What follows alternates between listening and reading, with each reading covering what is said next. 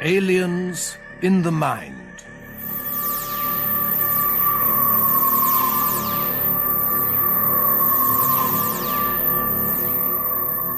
Co-starring Vincent Price as Curtis Lark and Peter Cushing as John Cornelius.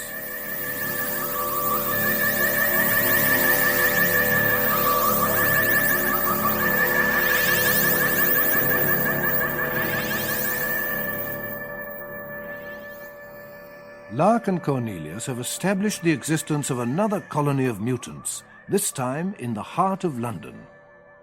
Flora Curie unwittingly identifies two of them, the brigadier in charge of security at the Home Office, and an MP, Ian Sanderson, who later admits to being Flora's real father. But a new group of mutants surely means another controller, and Lark and Cornelius hope that with Flora's help they can uncover him. Instead, Flora is murdered. No. What? No, don't let them in. But they're only policemen, Flora. Don't be silly. No, don't let them in. Don't let them in. Oh, keep them out. Keep them out. She's putting the chain on the door, Flora. They're going to kill me. They're going to kill Now me. calm down, Flora. Calm down and concentrate. They're going to kill me.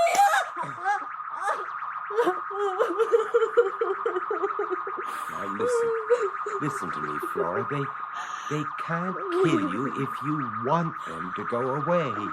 Now, will them to go away. I can't. Make them go away, Flora. I can't. Oh, come on. You can do it if you want to. I can't. I can't. I won't go. Flora, try. I am trying. Come on, Flora. It's not working. Come on. It's not working. They're going to kill me. Get down, Flora. Get down. Now, keep down, Flora. Don't move. Flora, are you all right? Flora. What? Flora's dead. I can't believe it. Such a waste. Yes, John. But now you have to believe that there is another controller. Right here. In London. Part 5. Genetic Revelations.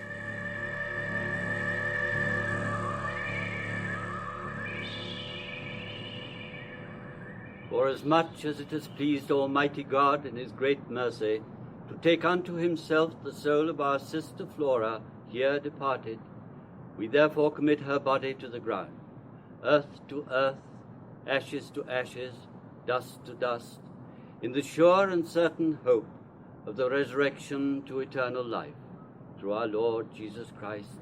Amen. Amen. Amen.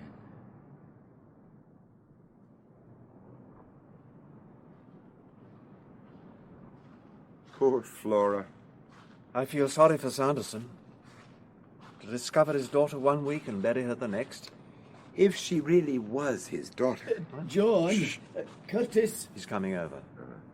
Oh, thank you both very much for being here. It would have been pretty lonely without you. Well, it was the least we could do. She had no other friends here in London.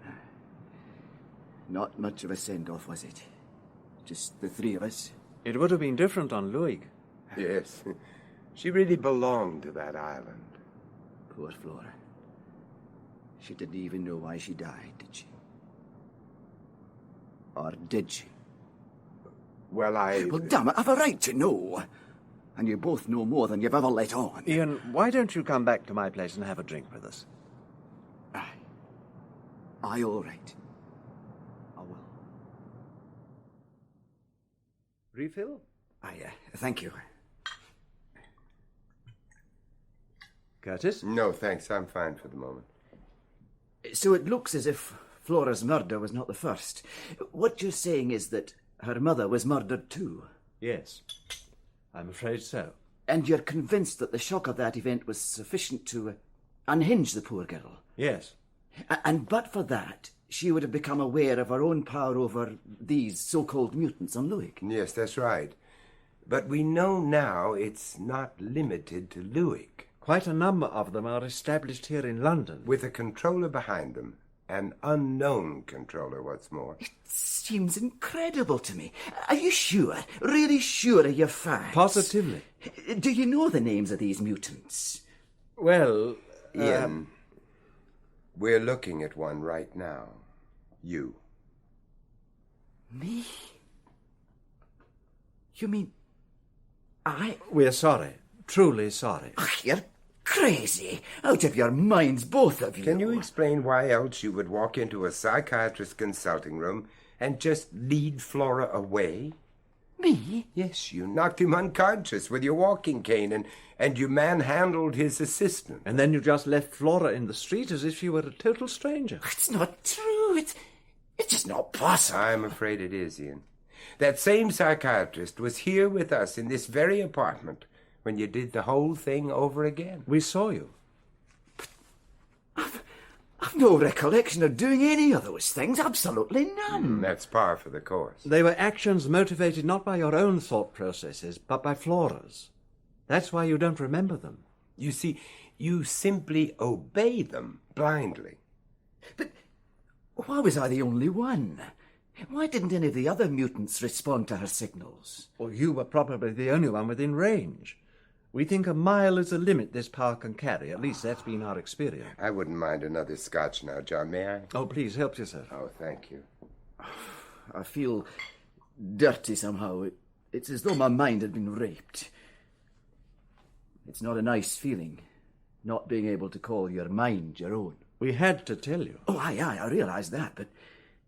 Well, it's ruined my career, of course.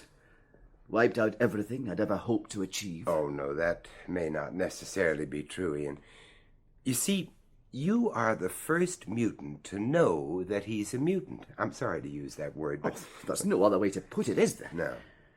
Go on. Well, now you know what is being done to you. You may at least be aware of the actions you have taken and be able to counter them in some way. It is possible, Ian. Aye, well, I hope you're both right. And it could be of immense value to us. You see, we don't know who your controller is. The one who ordered Flora's death? Yes, and we must uncover him. I don't think we can do that without your help. Aye. I should like to uncover him. I should like that very much indeed. Good. Then let's start by asking if you are really quite sure that Flora was your daughter. Yes, of course, aren't you?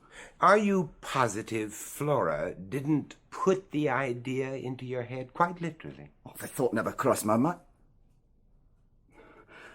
Oh, it's going to take me a little while to grasp the full potential of this phenomenon, I can see. Yes, it is rather frightening, I must admit. Did Flora put the idea into my mind? It's an ingenious idea, Curtis. But no, definitely no. No, I knew Flora Carey was my child before she was even born. It was the reason that I had to stop seeing her mother. I had to let Flora be passed off as Angus Carey's daughter. The people on the island are pretty straight-laced even today, and any sort of scandal would have been enough for them to rescind my scholarship to the university. For who to rescind the scholarship? The Fellowship of the Church in Louis. Uh-huh. What's the matter, Curtis? Well, I don't know what you're going to say to this, but... Well, Ian, every member of that fellowship is a mutant. Except the minister.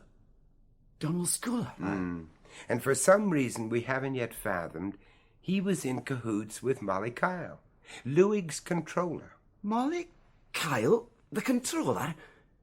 Are you sure? Oh, yes. Yeah. She was a great friend of my parents. They were both members of The fellowship. Aye.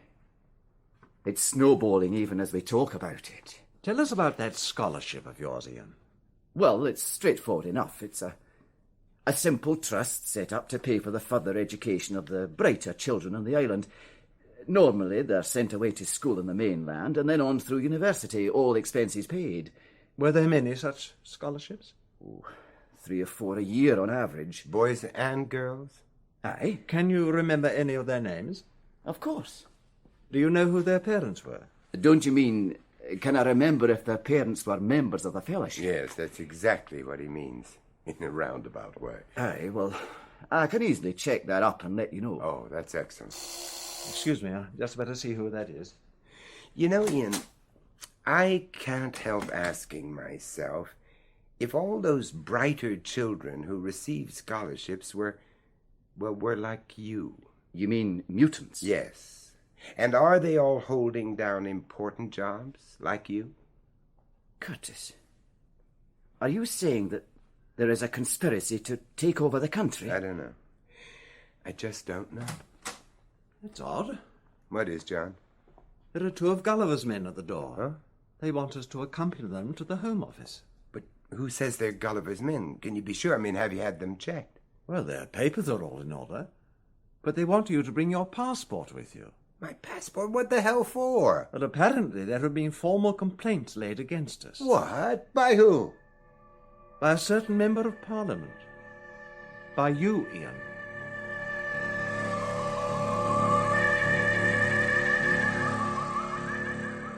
It is my duty to inform you, Professor Lark, that as a result of formal complaints laid against you, Her Majesty's government regrets that it has no alternative but to invite you to leave the country within 72 hours. What? I must ask you to surrender your passport.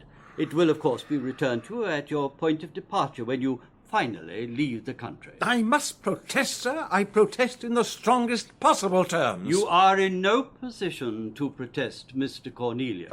Your own activities appear to have brought you perilously close to breaking the Official Secrets Act as it is. Official Secrets Act? Not to mention your own code of medical practice. Or do you call it medical ethics these days? Ethics?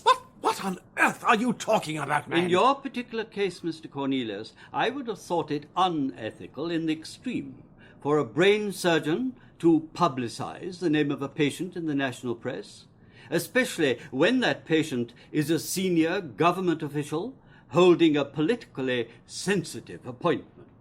You can't mean Ian Sanderson. I mean Brigadier Sherman, sir. Who? Oh, you remember, John, that gold-braided blimp who came blundering into Gulliver's office? Oh, him. Well, in that case, sir, I can state without fear of contradiction that Brigadier Sherman is not, repeat, not, one of my patients and never has been. That only compounds the situation as far as I can see. But I don't even know the man.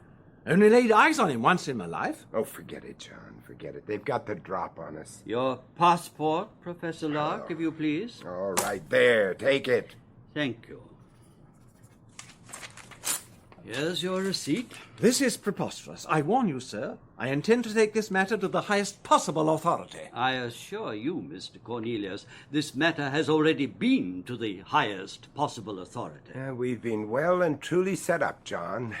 We've just got to grim and bear it. I don't know whether you gentlemen were hoping to perpetrate some sort of political hoax, but I'm bound to advise you that the allegations you've made against Mr. Ian Sanderson are so vicious as to invite legal action on the most stringent terms.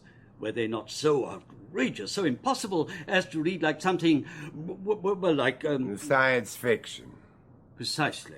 And not so long ago they were saying the same thing about getting a man to the moon. I'll get Major Manson to see you out. Yes, sir. Oh, Manson, perhaps you'll be good enough to escort these gentlemen safely out of the building. Certainly, sir. This way, gentlemen. Thank you. 72 hours, Professor, that's all. And please be so kind as to advise us of your time and place of departure. Pompous idiot. Cool it, John. You'll burst a blood vessel. Well, I ask you. This way.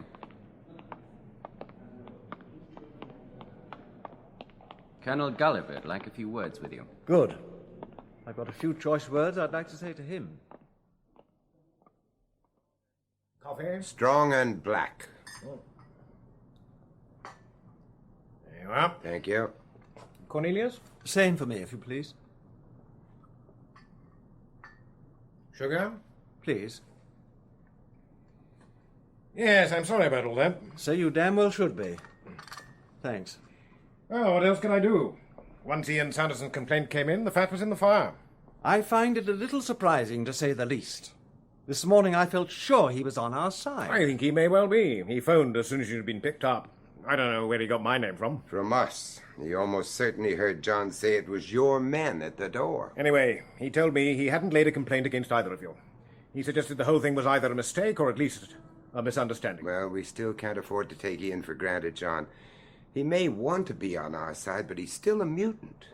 You think he might have been under orders to make that complaint? Almost certainly. The interesting part is that he seems to have pieced it all together when we were picked up and reacted accordingly. Just as you hoped he would. Well, at least it's a hopeful sign. Yes. Now, what about this ridiculous newspaper story, Colonel? That really has put the cat among the pigeons. Yes, I'm sorry about that, too. I'll be lucky if I'm not hauled up before the BMA for that little nonsense. And what about me, being booted out of the country like an enemy alien? Well, that was something I hadn't foreseen, I must admit. Do I understand you correctly, Colonel? I should think so, Professor. You're nobody's fool. It was you who gave that story to the press? Yes. But why? Quite simply because I happen to believe your story 100%. I also believe that the two men who killed Flora were almost certainly mutants acting under orders. Under whose orders? That's the point, isn't it, Professor? But before I could come to grips with that, I had to deal with another problem much closer to home. Brigadier Sherman? Yes. Sherman is the head of this department, and my immediate superior. And a mutant. Undeniably. And quite possibly acting under orders, even here, in this building. If this investigation was to get anywhere, I had to get rid of the Brigadier. I don't see how leaking the story to the press can help. Well, it brings the investigation out into the open, Curtis, into what is called public domain. More than that, it pinpoints Sherman as the key figure in what could be a very embarrassing front-page story. And how have your lords and masters reacted so far to this devious scheme of yours? Brigadier Sherman, even now, is en route for the south of France for a period of indefinite leave pending a full investigation. And I'm in charge of that investigation. Congratulations. And I am to be deported. More congratulations. Relax, Professor. I've already made application for that order to be rescinded. Do I get my passport back? Not until I've completed my inquiries. I'm afraid I just can't allow you to leave the country. And to think Britain used to be called the cradle of democracy. That was Greece, dear boy.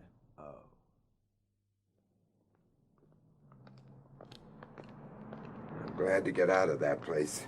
It was beginning to feel like Sing Sing at one stage. I've never been there, but I think I know the feeling. There's a newsstand over the road. Oh, you want to read about what they said about Sherman, huh? No, I want to make sure they've kept my name out of it. Otherwise, we'll be up to our ears in reporters for the next few days. I won't be a minute. Okay. John, look out! John! John, are you all right? Oh, it's my arm. Is it broken? No, I don't think so. That damn driver could have killed me. Oh, well, that was almost certainly his intention. You serious, dear boy? You bet I'm serious. Me in America and you in the hospital, or worse? No doubt about it, John. Somebody's marked our card. With a vengeance.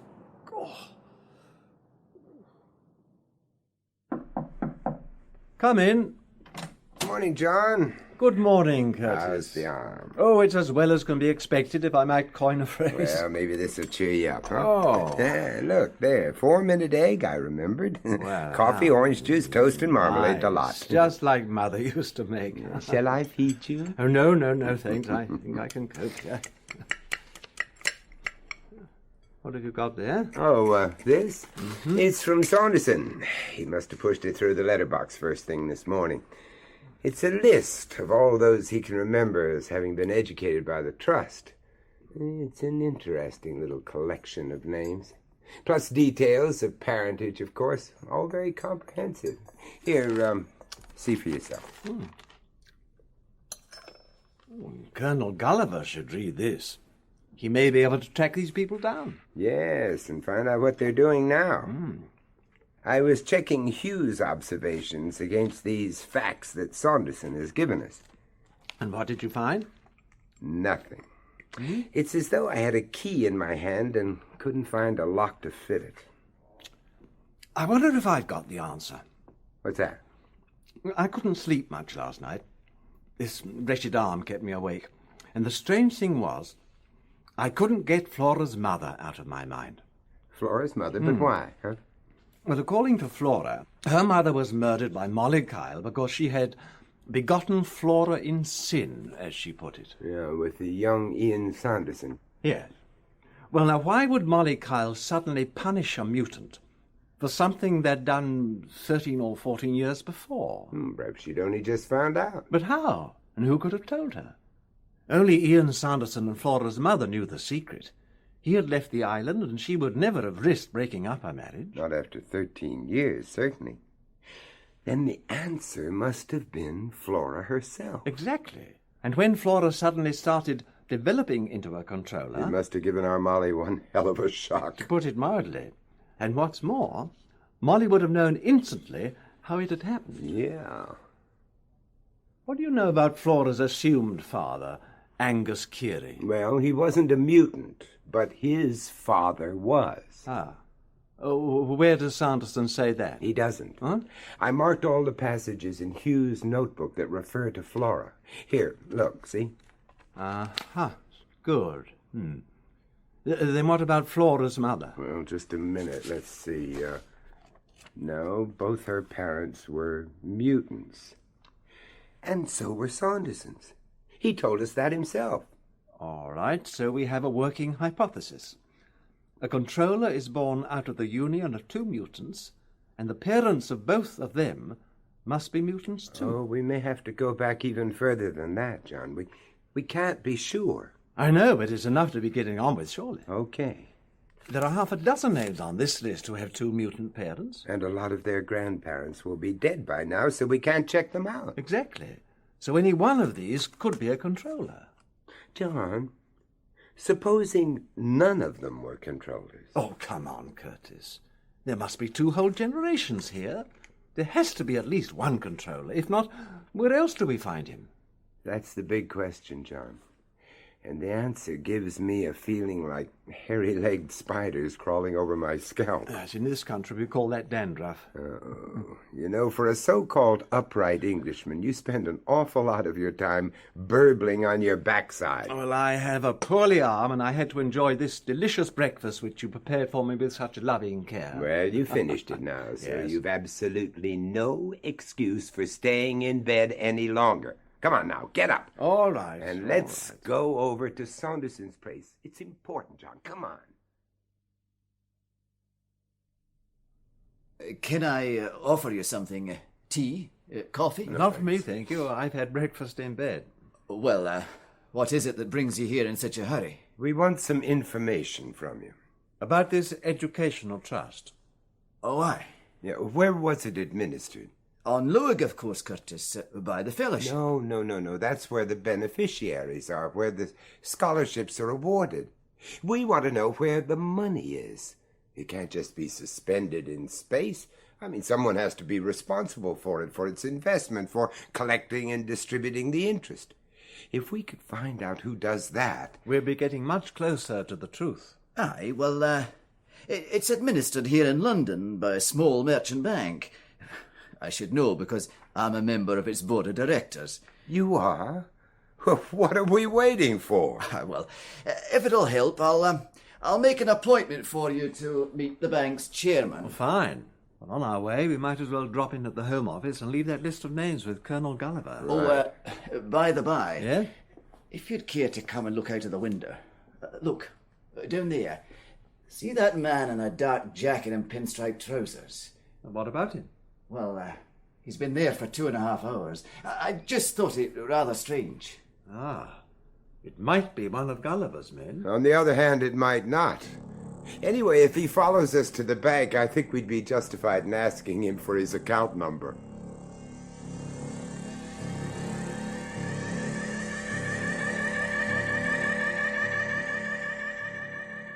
If you wouldn't mind waiting in here for a few moments, gentlemen. Sir Graham McCludden has someone with him at the moment, but he ought to be free directly. Thank you. Thanks.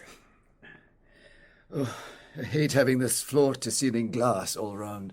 So do I. Makes me feel like a goldfish in a bowl. Or a germ under a microscope. Oh, really, Curtis, you have an uncanny knack of lowering the tone of any conversation. Well, it can often be quite beneficial to get back to basics. Oh, dear, you're obviously about to expound another of your extraordinary theories. Oh, wily Uncle Cornelius. Get on with it, then. You know, it just dawned on me that we've been looking at this education trust as something which has developed quite naturally out of the situation on Luig. I thought we were all agreed on that. What, from one tiny island? A few hundred simple, hard-working, God-fearing crofters organizing this fellowship, this education trust? Oh, it's all too much, John. It's far too much. But what's the alternative? That Luig may have started as an accident of nature, but it has been deliberately built up, exploited, for the sole purpose of producing mutants who can be groomed for high office, like Ian here, or Brigadier Sherman. And half the names on Ian's list, I shouldn't be surprised. Right. You mean it's been set up like a sort of mutant breeder unit? More like a stud farm. Oh, it's horrible. Yes, especially when you think of Molly Kyle and the Reverend Donald Schoolar as the farmers. Farm managers, more likely. Now, if you're right, then the real villains, the masterminds of this business, are hiding behind the facade of this merchant bank. All this plate-glass opulence around us. Excuse me, gentlemen. Sir Graham is free to see you now. If you'd kindly care to step this way. Oh, just a minute. Who was that who just came out? That was Sir Graham's last appointment, sir. The Reverend Donald Schooler. There he is now, sir, just going towards the main door. Do you know him by any chance? Oh, yes. We know him all right. And the man he's talking to now. Oh, do you, sir? That's Sir Graham's chauffeur. But he's the man who's been waiting outside my flat for 2.5 hours. And sure as hell he wasn't waiting for a bus.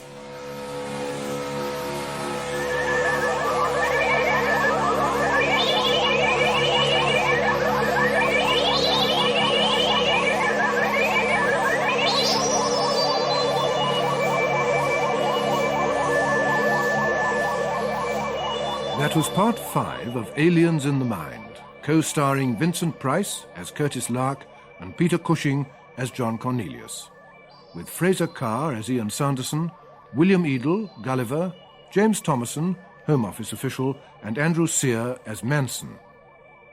Aliens in the Mind was written by René Basilico from an idea by Robert Holmes. Production by John Dias.